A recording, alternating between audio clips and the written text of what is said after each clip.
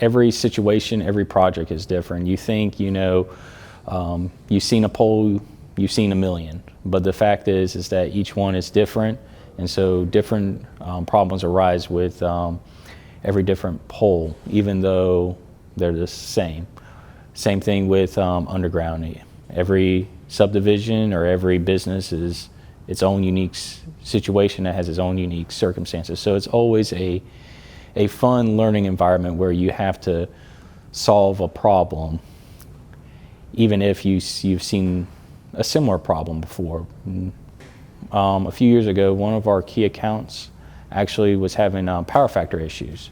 And so what power factor issues really means is that it means the system is having to put in more power or electricity to feed that customer than it actually needs. And so in order to improve the efficiency of the electricity that's coming in to the customer, what we did was we installed capacitor banks very close to where the customer service was. And after various studies and pulling data and adjusting the capacitor banks, we were able to correct their power factor issue. One of the things that we always have to take into consideration in our designs here in the electrical engineering department is that there's a national code that we have to abide by, which is the National Electric Safety Code, or the NESC, as we refer to. It's very similar to the, if you work on the residential side and you're an electrician, you may have heard the National Electric Code, which is the NEC. And so it just gives us design standards of how tall poles need to be, or how far away conductors need to be, or how much we need to bury the conductors if we're going underground. And again, a lot of these are minimum standards, but they're a good guideline to us to ensure a safe design. I think one of the biggest challenges is the rise of the demand, or of the load of the grid. And this is not just the PWC grid, but this is the national grid. And learning ways to actually meet the new demands of customers. For example, AI. As we all know, AI has become a big part of people's lives with stuff like ChatGPT.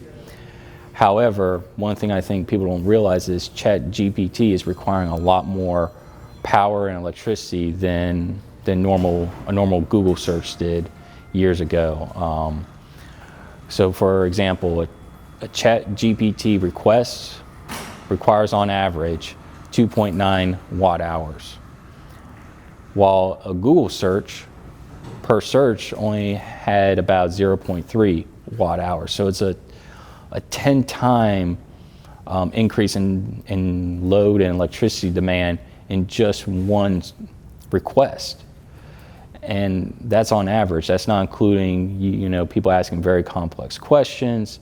And so that's a challenge for not only industries like Microsoft and Google, who are trying to be carbon-free, zero emissions by a certain date, but also for the utilities trying to meet that. And as I'm expecting customers and people to integrate AI into their companies, that will just continue to raise the demand, and we're going to have to meet the challenge. I think right now PWC is actually doing a really good job with that. As people may have known, we currently have a 1 megawatt solar farm out at Butler Warner Generation Plant, but some people may not know that we actually have plans to build more solar farms and to integrate more renewables into our system so that we can provide greener energy into our customers, and we're doing that through a very slow and meticulous process.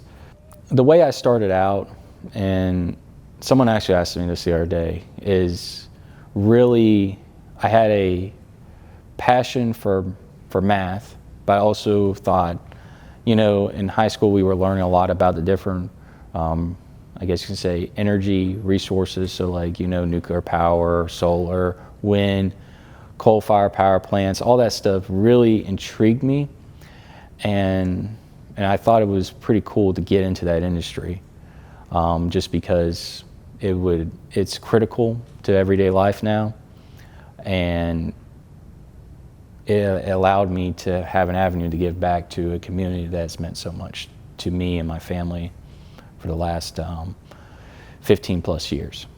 The thing I most appreciate about my job is just the personal satisfaction I get from the idea that I am helping out my community and people that I interact with, that I go to work with, that I train with, that I do various different activities, and just knowing that I'm helping my community out with my talents.